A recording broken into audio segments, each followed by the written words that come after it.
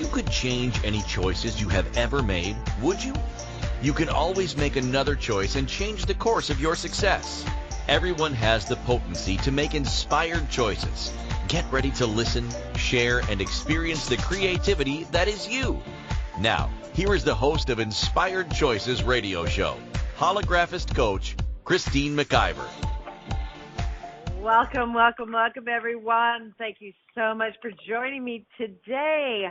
Today is May the 20th, 2020. I've been looking at that all day, and it's just popping for me. I don't know. To me, it seems like it's something very special. And with that, we do have a special show tonight. I'm very excited to welcome Suzanne Dietrich, who is a registered dietitian tonight, and we're going to be talking about intuitive eating and what's all the hype. So welcome to the show, Suzanne. Thank you, Christine. I'm excited to be here. Woohoo! Yeah, we've been planning this we've been talking about doing this for a long time, and I'm glad that the time has finally arrived. Maybe, Suzanne, we needed to wait until there was complete and total chaos in the world in order to have this conversation. What do you think? Maybe. It seems to fit the bill. Well, listen, before we dive into tonight's show, I want to tell everybody a little bit about myself. I am a holographic coach. I work with individuals and organizations to really bring them to their heart's desires. I do it very quickly, whether it's through your business, through relationships, through self-esteem development, whatever that is, we target very, very quickly and use tools and techniques to have you move beyond maybe places where you're stuck or you're feeling confused and really start to actualize your desires. Everything is available to you here and now, and it is a pleasure for me to work with you in order to have you experience the life that you've been thinking about, dreaming about, and haven't yet brought forth. So do connect with me, Christine, at inspiredchoices.ca, or you can check out all of my programs, including Bust the Doubt Out, a program that I put together that I just absolutely loved. And oh my gosh, there's so much doubt in the world. It's definitely a program that is one of the favorites. So you can check all of that out at inspiredchoices.ca. Now let me tell you about my guest tonight. Her name is Suzanne Dietrich. She is a registered dietitian and the owner of Gut Instincts Nutrition Counselling, which is operated out of Waterloo and Guelph, Ontario, Canada, and she also does her work virtually, which is a really good thing right now. Suzanne is a certified intuitive eating counselor. She sees clients individually to find a healthy relationship with food, whether that may be moving away from dieting, working towards eating disorder recovery, or managing gut health. Suzanne believes all foods fit and all bodies fit. I really like that. She helps her clients unfold their own definition of health and to develop a way of eating that takes into account nutrition, but just as importantly, access time, life situation, trauma, health conditions, financial ability, food skill preferences, and pleasure. She's the mom of 2 boys, and may I say, very cute, wonderful boys. One highly energetic, the other one a deep thinker. She's passionate about growing children that feel confident in their bodies and have a peaceful relationship with food. Because of this, she co-developed an online program called Growing Intuitive Eaters to help parents navigate meal times and foster body-confident kids. You can connect with Suzanne at her website, gutinstincts.ca. You can also find her on Instagram. She is Food Peace Mama. You can find her on Twitter, Facebook, LinkedIn. Just Google her name, you'll find her. So that is the formal of Suzanne.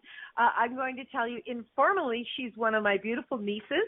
I've known Suzanne, since the moment she was born. I had the pleasure of watching her grow, and I actually have a picture on my desk. I don't know if I've ever told you this, Suzanne.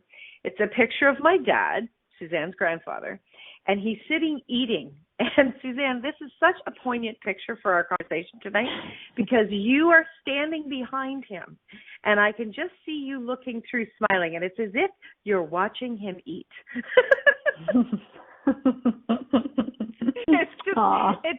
It's a great photo, and it really speaks to how much I know that you've really been paying attention over the years all about food. So let's kind of start at the beginning. What got you started? What got you attracted to being in the role that you are in the world today? That's a really good question.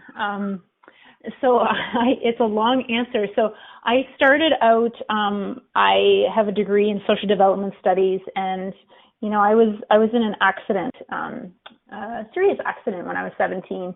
And, there was lots of, ramifications for that. But one of the positives that came out of it is I decided, I had a social worker in the hospital that came to visit me, and she helped me, distract myself, and she brought me different games to play and the special board where I could sit up and do drawing. And I remember that experience thinking, I was in grade 11 and I wasn't sure what I wanted to do, and I needed to start making some decisions about, potentially post-secondary education and a career.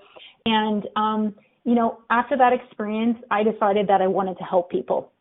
And so, I did go and I pursued a degree in social development studies, and I worked in nonprofit agencies for a number of years doing different types of community work, HIV, AIDS, education, and promotion. I worked at emergency food hamper programs, and I worked as an employment counselor. And so I love that work.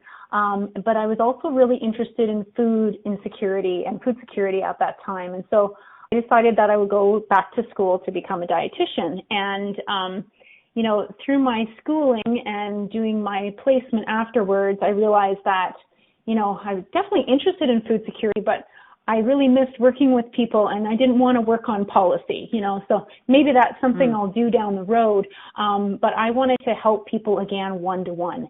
And so I did a placement at Homewood Health Center in Guelph during my internship, and it was in the eating disorders program. And that's where I learned for the first time about intuitive eating and normal eating.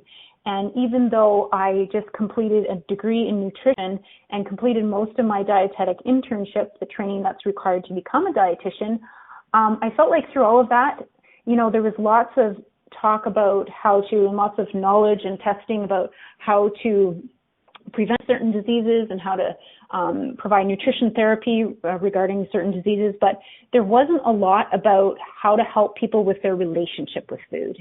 And so that's what I monitored the dietitian doing, and was privileged to be able to, observe and support some of these patients with eating disorders through their journey. And so that's where I kind of started all this, and that passion was ignited. That's a very cool journey. You definitely have been working in a lot of different areas of supporting people.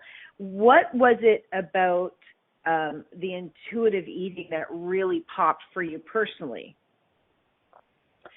So I think, personally, I was somebody who was exposed to dieting at a young age from, various, diet culture, family members.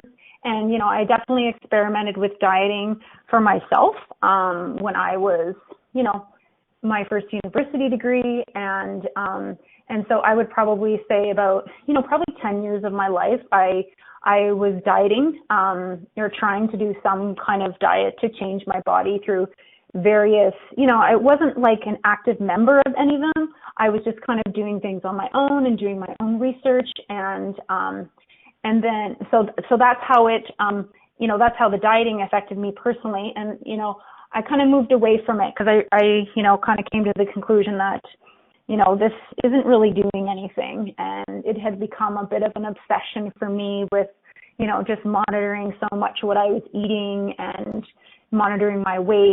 And I'm not sure what clicked inside of me, but, I just had, one of those aha moments, very cheesy saying, right? That this just isn't working, right? This obsessing isn't working. And then, when I learned about intuitive eating and that it's a framework for, repairing one's relationship with food, it just really made sense to me. And I, even through my practice before I did a lot of this work, I just worked with so many people who were struggling with changing their relationship with food, changing their body. And, they were coming to me because they were kind of seeing me as a bit of nutrition police. Can you look at what I'm eating and tell me what I'm eating that's wrong and tell me what I should be eating? And with intuitive eating, it's, this is a self-care framework, and it integrates instinct and emotion and rational thought.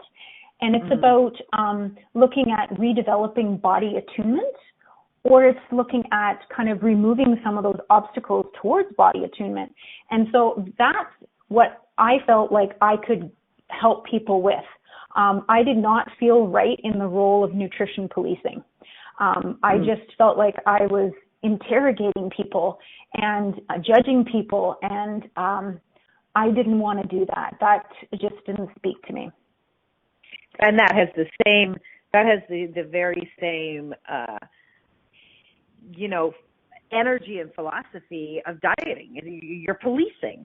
You're continuously policing and judging yourself, or you're judging the food. So, what? Give us a little bit more of a definition of, what you see intuitive eating is. Mm-hmm. So basically, so there's intuitive eating is it's a framework really, which was developed in 1995 by two dietitians, Evelyn Tribbley and Elise Reich, and they're from the U.S. And so what it is it's a framework to help prepare one's relationship with food. And so it's based on 10 principles. And what I do is I help people move through these principles to help them repair their relationship with food. And so people might not necessarily all the principles might not apply to them, but what I do at the beginning is we do a bit of an assessment to figure out, what are people's rules around eating? Do they have knowledge and awareness of their hunger and fullness cues? Do they trust those cues? Are they eating for physical reasons or emotional reasons? Do they, what kind of foods are they, having desires for or cravings for? What's the relationship like with movement, right? And so it's kind of like examining their beliefs and then slowly helping them figure out, what is sustainable for them, what has not been sustainable for them, and how we can move towards a definition of health if that's what they're wanting for themselves at the time. So that's fantastic. And how many of us, we listen to our bodies when our bodies need to go to the washroom, or oftentimes when our bodies need to sleep, but yet we ignore the signals, or maybe we don't even understand the signals. Maybe we have mixed signals, or we didn't get the handbook on the signals around eating, right? Like so many times I've heard often that the message of hunger is our body's way oftentimes of saying, I need water, and not really being able to read that. So this is something that this program is something that you can customize for each individual based on what works for them, what doesn't work for them, and how to move beyond a lot of the barriers that they've been experiencing in their life. Exactly. And, often people will say that we're all born intuitive eaters. And, that might be true, that might not be true. But what is the key is, has that intuitive eater inside a person been disrupted, right? Or has it been nourished, right? So we go back to, a toddler, right? And when they're given their plate of food, as a parent, do we have an idea of how much we think that they should eat, right? And are we asking them to clean their plate? Or did we offer them some food and let them decide if they're going to eat it and how much they're going to eat it, right? But when, we're given messages, whether it's through a parent or a family member, or a friend or a teacher, or through diet culture, that makes us ignore those hunger and fullness cues. And it makes us not have trust in them. Right. And the other piece that's key here too, which I see in so many people, and so many people have experienced this and are still experiencing it, especially in this time, is food insecurity, right? So if somebody doesn't have access to food, then that is absolutely going to affect their hunger and fullness cues. Absolutely. Well, I want to hear more about all of that, but we're time for our first break of the show. So everybody stay tuned. We've got a lot more to hear from with Suzanne. If you have questions, if you'd like to join us in the chat room, you can do so at inspiredchoicesnetwork.com. When you get there, if you'd like to call in, we have the numbers listed in the chat room on the homepage of the website. We've got quite a bit of, 30 minutes left in the show, and lots more questions for sure. So stay tuned, everyone. You are listening to Inspired Choices with myself, Christine McIver, my wonderful guest, Suzanne Dietrich, here on the Inspired Choices Network, and we'll be right back. Many of us make choices in our lives based on our past experiences or what others believe. What would our lives be like if we made our choices based on what we desire for our futures? When you join Inspired Choices Radio Show with holographist coach Christine McIver, you'll be provoked to look at what is true and what you know but may not choose that requires your attention. Christine does not hold back and brings all her expertise during each and every show. Are you ready to create the life and the living you truly desire? Listen for Inspired Choices Radio Show every Wednesday at 8 p.m. Eastern Standard Time, 7 p.m. Central, 6 p.m. Mountain, and 5 p.m. Pacific on InspiredChoicesNetwork.com.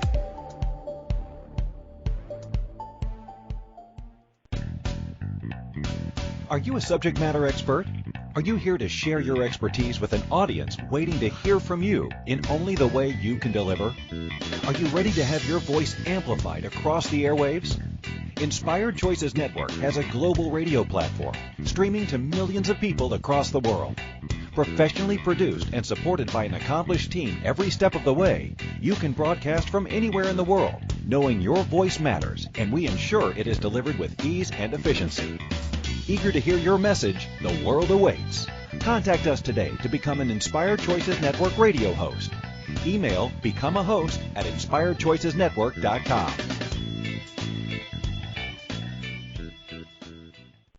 This is Inspired Choices Radio Show with holographist coach Christine McIver. To participate in the program, call in the U.S. 815-880-8255, Canada 613-800-8736, or Skype us at Inspired Choices Network. You can also make the choice to ask or comment by email by sending to Christine@inspiredchoices.ca. Now, back to the program. Welcome back, everyone. Thank you so much for being with us tonight. We do have a great guest, Suzanne Dietrich, and tonight we're talking about intuitive eating and what's it all about. So, Suzanne, before we went to break, you started to get into talking about the cues for the body and how we're listening or maybe not listening or haven't developed how to listen to the cues for our body. What's the biggest barrier to that? Is it the diet culture that has kind of silenced our listening to that? Yes, I think that is a big piece. I will also just preface here that intuitive eating is something that definitely has research behind it to decrease eating disorder symptoms. But in somebody with an eating disorder, to work on their hunger and fullness cues at the beginning is not a place that we start, okay? So when you're asking about the hunger, those cues are often subsided in someone with an active eating disorder. So when I give this answer, I just want to be clear that this is not for someone with an active eating disorder. Right, okay. So okay. You're not giving out medical advice. You are assisting people to understand. But if you have something serious, you need to definitely seek out proper medical advice. Absolutely, absolutely. We kind of look at examining those hunger and fullness cues later on down the line when someone is more recovered from their eating disorder.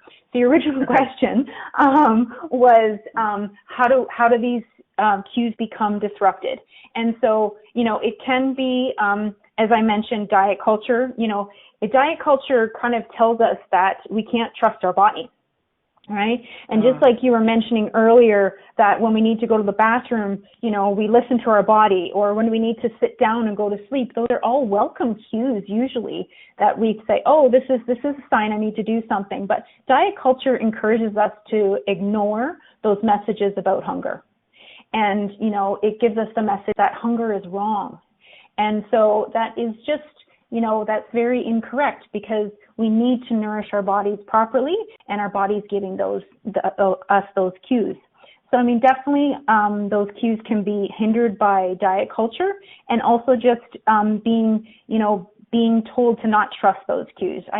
I've worked with so many adults, particularly adult women, that have been told from a young age, 10, younger and older, but young age, that they need to go on a diet, or that, you shouldn't be eating that, or, you can have an apple for dessert, but your brother can have a piece of cake, right? Oh. And so, some of those messages can be, they can be potentially traumatic for someone, right? Child. And long lasting. Absolutely. Absolutely. Most of my clients are women in their 50s that are realizing that, or that have come to the, they've come to the awareness that this isn't working for them. And they're very confused about what to eat, what they shouldn't eat, how to eat. They're just so confused by all the rules. And diet culture is really confusing. And that's because, there's new diets developed and introduced to us every single day, right? But we have to realize that this is like a multi-million-dollar industry that's trying to get us to buy products, and their product isn't working. And this industry tells us, oh, it's not the product that's the problem. It's you that's the problem, because you can't follow it, right? When they really just want us to start jumping on the bandwagon of a new diet. Yeah, it's so crazy. I remember when my daughter was very young. She was 6 years old, and she came home from school one day, and I don't know, she was fussing about an outfit or something, and I said, what's wrong? She goes, I need to go on a diet. And I was like, what? 6 years old. And I was not somebody to walk around talking about being on a diet. Yes, I was impacted by my culture around me and so on as well, but it wasn't, those were not words that I used. I've always had the philosophy of, I don't want to diet, maybe I want to change my behavior, but not, this elimination and wait until after something occurs for me to go back to breathing and eating what I like to eat. So that was really a sobering moment to hear her speak those words. And, I wonder how many other parents out there are struggling with trying to figure out, if we in our 50s are just waking up to, wait a second, there's something wrong here. How are we doing, or how have we done with raising children? And if we don't know how to listen to our own intuitive bodies, or our bodies with our intuitiveness, how are we teaching our children? Is that change? Do you see that changing? You have 2 small children, Suzanne. Do you see that changing in their age group? Or is it still very much the same as when we were all growing up? I do see it changing a lot. What I do see is that, a lot of, people that I work with, as I mentioned, mainly moms I work with, are starting to recognize that they would like to change their relationship with food. And one of the factors that kind of triggers that is having children. Because, they've gone along with their relationship with food. They've maybe done some dieting. And then but they've realized that potentially this hasn't been sustainable for them, and they don't want their child to go through this. So, I often see people that are coming out for help when, to kind of prevent this dieting, or try to prevent disordered eating in their children. And I think that's, a wonderful gift to give your children, as a parent, but at the same time, it is a process, and it does require a lot of work.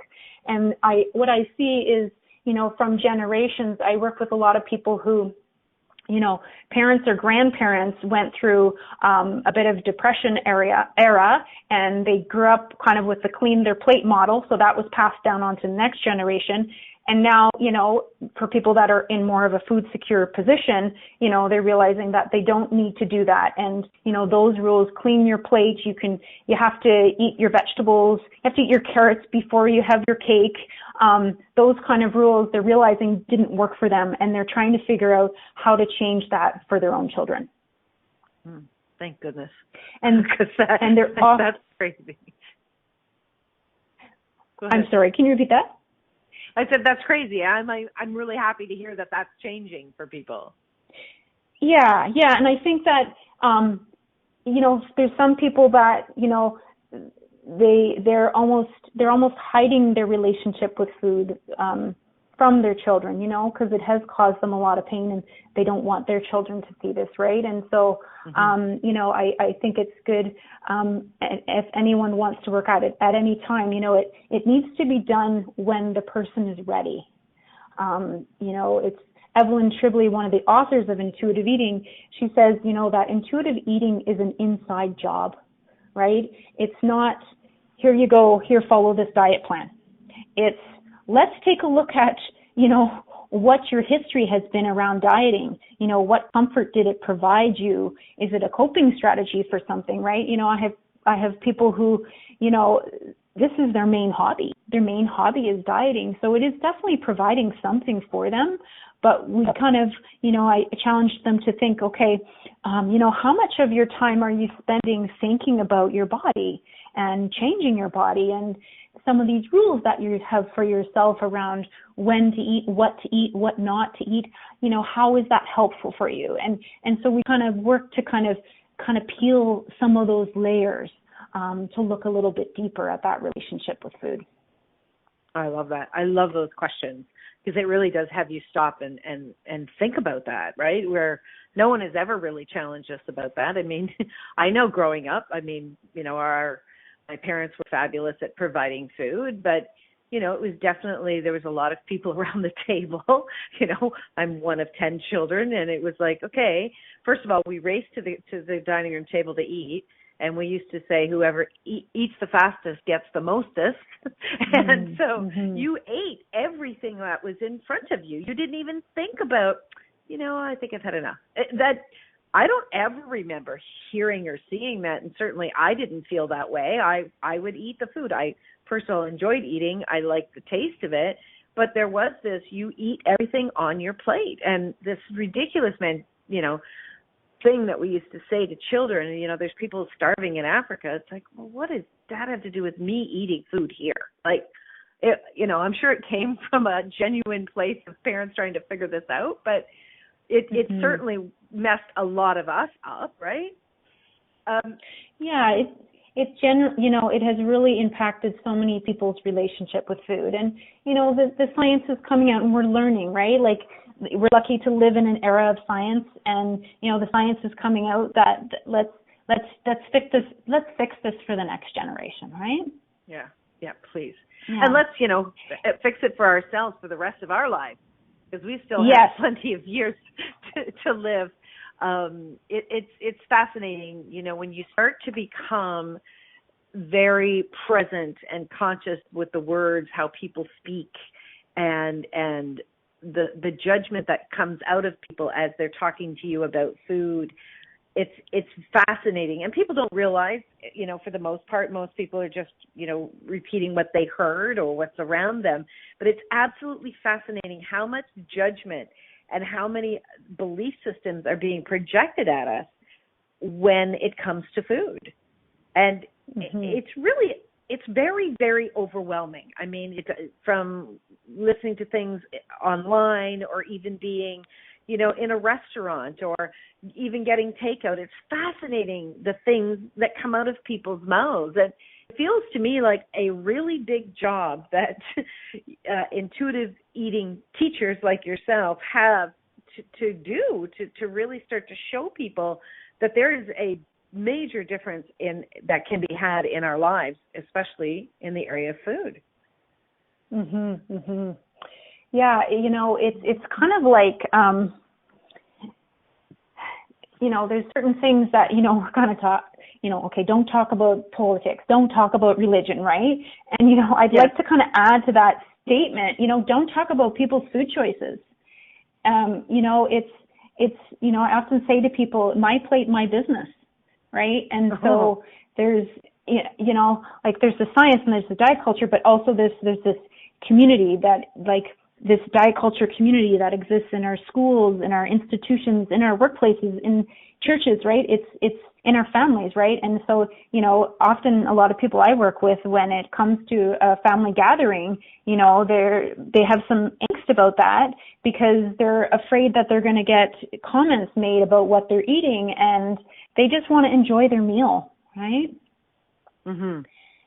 And so, part of intuitive eating is one of the principles is called challenge the food police. And so part of that inside part is to kind of examine negative talk that a person might have, and maybe some beliefs, unhelpful beliefs or irrational beliefs or distorted thinking or voices around food that the person might have, and then start boundaries for themselves.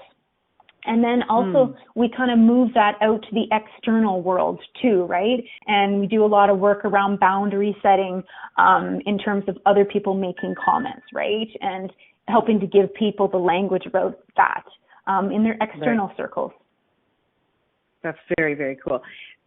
We're going to go for another break, and we do want to talk about a fabulous gift that you're giving one of our listeners. But before we do, I'm just kind of popping in my mind, what's the average length of time that someone could expect it would take them to really start to tap into intuitive eating for themselves? That's a really hard question to answer. I guess it would say it depends how long the person had this relationship with food. I've got clients that I work with for, 6 months, and then I've got clients that I have been working with for 3 years. So, it's a process. Right. Can we start to see some changes in a fairly short period of time as we start to work with this body of work? Yes, I definitely see that.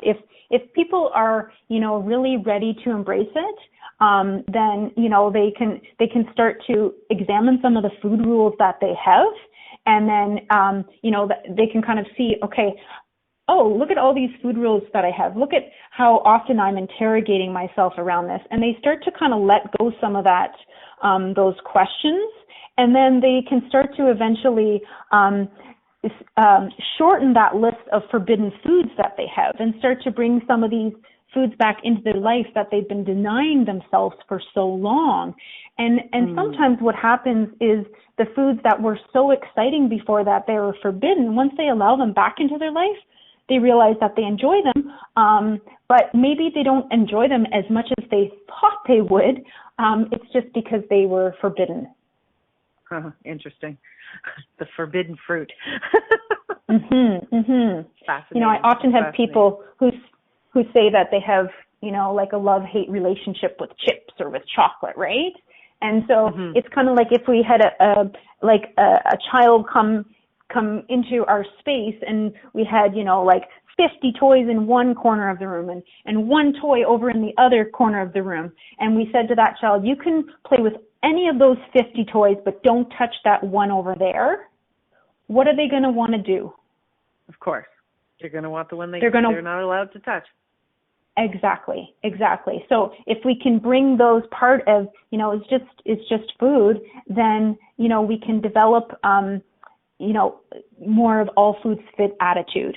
And it doesn't necessarily mean, I think some of the notions about intuitive eating is that, it's just people are eating donuts all the time and eating French fries all the time. And part of that might occur at the beginning because the person has, not let themselves have those foods. But after a while, once that person can get a little bit more in touch with their hunger cues and maybe bring a little bit more mindfulness into their eating, they'll start to realize, I want something crunchy today, or I want something cold or hot, or, maybe I feel like broccoli today, or maybe I feel like bacon today, or maybe I feel like both, right? I often see people, they start to, do more intentional eating, right? And they figure out what food feels good in their body without the deprivation.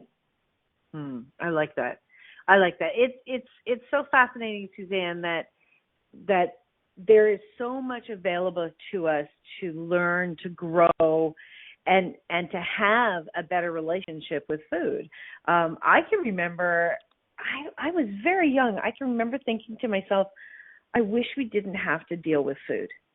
And I don't know where that came from. I honestly don't remember. I don't remember having a negative relationship with food. I just can remember thinking, like, why do we bother with this? I don't know whether it was that it took up so much time, or that I didn't enjoy the whole process of having to prepare it and then clean up after it. Maybe I just wanted to go and play. I'm not really sure. But as I grew, and as, my body changed as I became a woman, and then, as a mother, and then trying to figure out, okay, what's the right thing to feed my children, that voice in my head got louder and louder, and to the point that I was like, gosh, I wish somebody else could just prepare the food and just put it in front of me. And I know that there were many days that I felt like I was just regurgitating the same meals over and over and over again. And I think during that process, I really did turn off the communication with my body and with food. So what's one of the ways that we can begin to turn that communication back on with our bodies and food? Yeah, that's a great question. I think doing some experimentation, looking at, first of all, kind of thinking about, I often encourage my clients to think about what is one non-weight related health goal. So I have clients that say, I just want food to be about enjoyment and pleasure versus so much worried about nutrition and trying to change my body, right? So that might be, okay, I haven't had one of these, I'm just trying to think, these creamy rice puddings in a while. I'm going to have one of these. And so what I encourage the person to do is to just bring a little bit of mindfulness to that. So when I say that, it's kind of sit down, try to eat it without distraction, and then really kind of pay attention to the flavor, the smell, how it feels in your mouth, how the components get stuck around your teeth, the aftertaste, all of those pieces of information, and then kind of tune in, how does that feel in one's body? Because often when people have foods that they don't allow themselves to eat, when they kind of give in, and so sometimes, intuitive eating, we call it the diet rebel, right? So a person's on the diet, they're on the diet, and then it's like the diet isn't working because it's not giving them what they need. So then they say, what the heck? I'm going to go eat a whole dozen donuts, and they eat it very quickly, and they're not paying attention to it. And in the end, they're like, oh, did I just eat those 6 donuts? So this is about kind of slowing down a little bit and enjoying it, right? And so I often say to people that if you are using food as a way to cope with some emotions, try not to put judgment on that, okay? Because I say that is a time, that's what the person did in the moment that they needed to do, okay? And then let's explore some other ways that a person can show themselves kindness during challenging emotions. I really, really like that. Wow. Okay, we are going to go for our last break of the show. When we get back, we're going to find out about this wonderful gift, the free book that Suzanne is actually gifting one of our listeners. And we're going to ask Suzanne a few more questions and find out more about the programs that Suzanne offers. So you're listening to Inspired Choices with myself, Christine McIver, my fabulous guest, Suzanne Dietrich, here on the Inspired Choices Network. And stay tuned. We'll be right back. Many of us make choices in our lives based on our past experiences or what others believe. What would our lives be like if we made our choices based on what we desire for our futures? When you join Inspired Choices radio show with holographist coach Christine McIver, you'll be provoked to look at what is true and what you know but may not choose that requires your attention. Christine does not hold back and brings all her expertise during each and every show. Are you ready to create the life and the living you truly desire? Listen for Inspired Choices radio show every Wednesday at 8 p.m. Eastern Standard Time, 7 p.m. Central, 6 p.m. Mountain, and 5 p.m. Pacific on InspiredChoicesNetwork.com.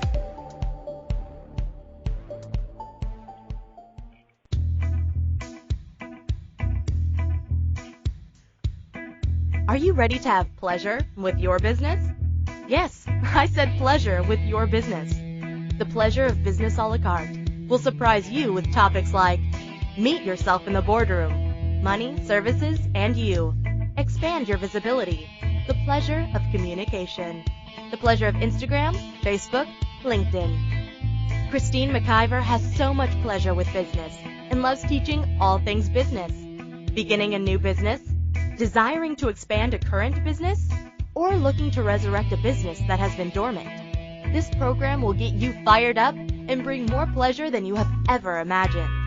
Exhausted with your excuses for not creating a phenomenal business? Join now for all the pleasure with business. Pleasure of Business a la carte gives you total choice for what you desire and what your business requires. That's 24 weeks of different topics to choose from with weekly calls, audio and video recordings, and PDFs. This class will have you dive right in and use tools to create the business that has been speaking to you. Go to inspiredchoices.ca for full details or join the Facebook page, Pleasure of Business a la carte. Now is the time for you and your business.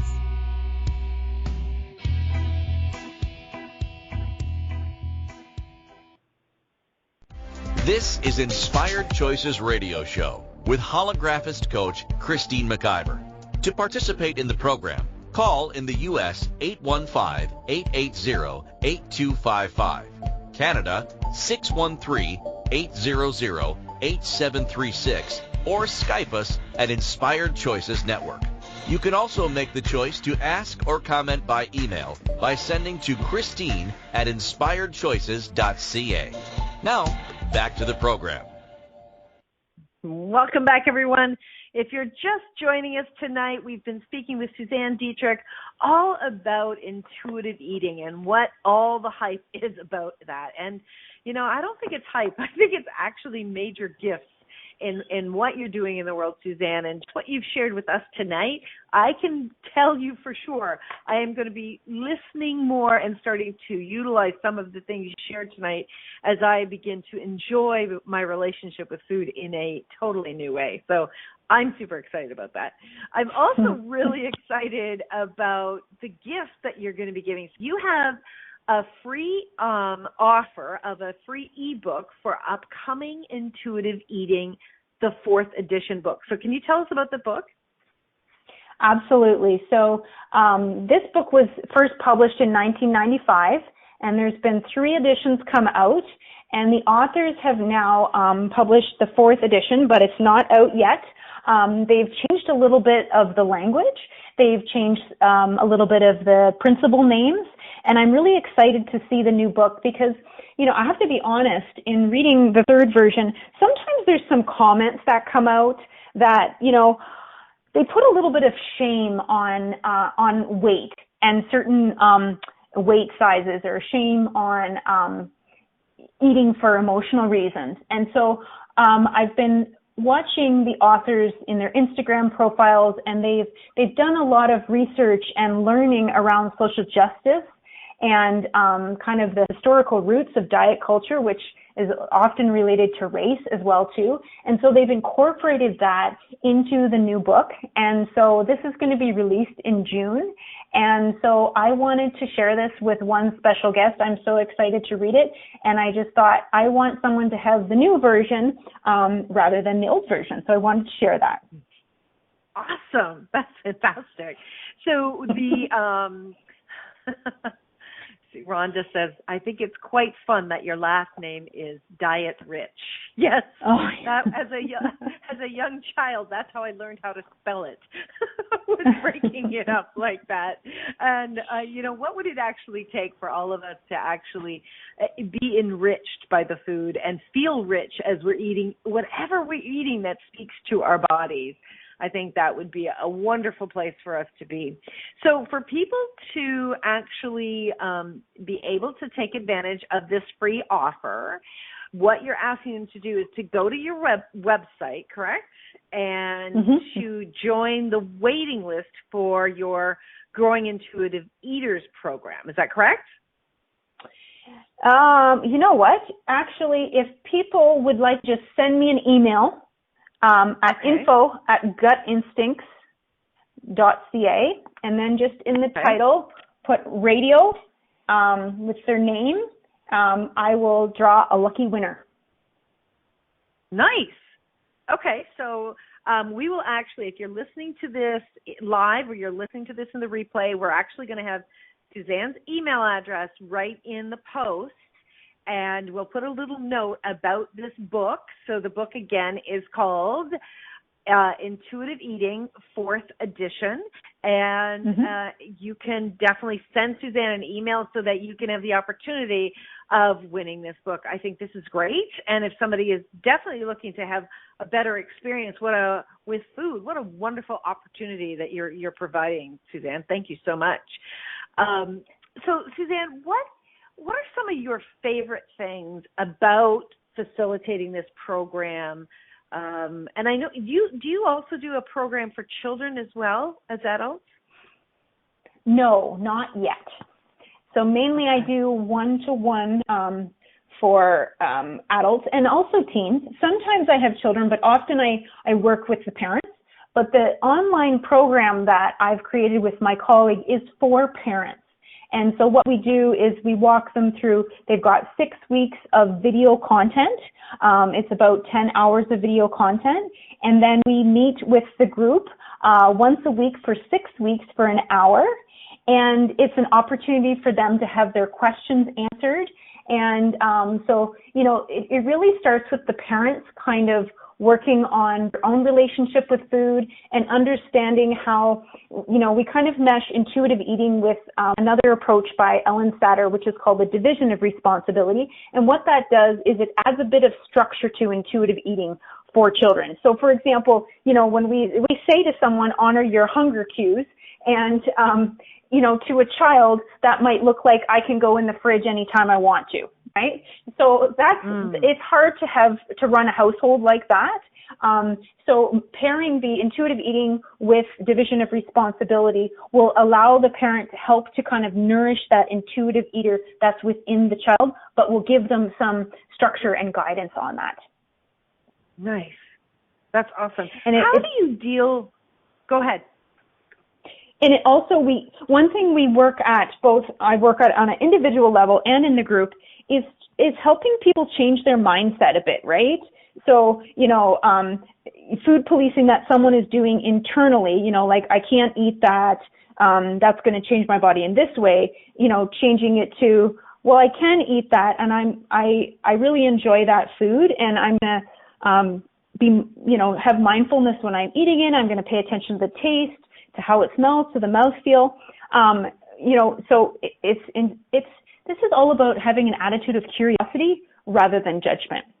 And so it's about changing the mindset, but then it's also changing the language that we speak to ourselves and to other people, right? And so when it comes to our children, it's all about changing how we speak to them. So instead of saying, you need to finish this on your plate before you have dessert, it's, here's the food. and kind of leave it at that. And if the child says, I don't want to eat that or I don't like that, just saying, that's okay, you don't need to eat that, right? And so this is about trying to, as I said, change the mindset and also working on helping them change their language that they're using internally and externally.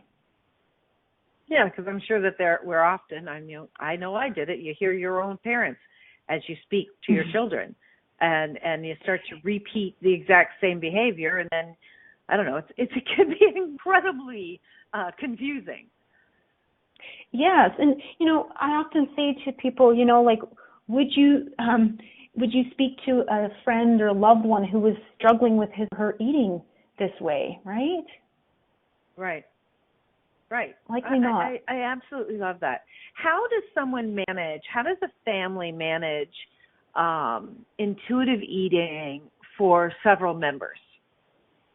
I would imagine it could get quite challenging as the person who's actually preparing food. Yeah, so kind of what that looks like is, first of all, the parent is role modeling a healthy relationship with food to start off, right? And a healthy relationship with their body and movement. And so that will help set the stage for the child to continue to enjoy food and movement. And so, definitely I would say with a larger family, having some, meal planning is helpful. Often, I say to people, try and don't cater to each different child. Otherwise, you end up in a short order cook situation, and that can be exhausting, and one can burn out from that very quickly, right? So it's often about offering something at every meal that each child is comfortable with, right? So it could be bread, or it could be potatoes, or, so there's something at the table for everyone, right?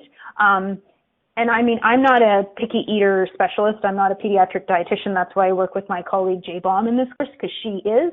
But it's, when we're working with selective or picky eaters, there's definitely some strategies we use there, but it's all about the parent, making the meal family style, putting the meal on the table, telling the family what everything is. And for the little ones, it's helping them get the food on their plate, helping them with food exploration and having a light meal, light in terms of the sense of light conversation, as opposed to focusing on, hey, have you tried that? Are you going to try that? Can you have one bite of that? And because it's all about trying to remove the pressure. Because when we feel pressure, when we feel pressure, I just heard my voice. And so, and that's what diet culture is. That starts with the adult, right? And then we can that can be trickled down to the other people in our life. Right. Oh my gosh. This is so fascinating, Suzanne. You're doing such a fabulous work, and I so appreciate everything you've shared tonight. It's certainly something that all of us can be benefiting from, watching our language to ourselves, to our bodies, and of course to those around us, and most certainly to young people around us.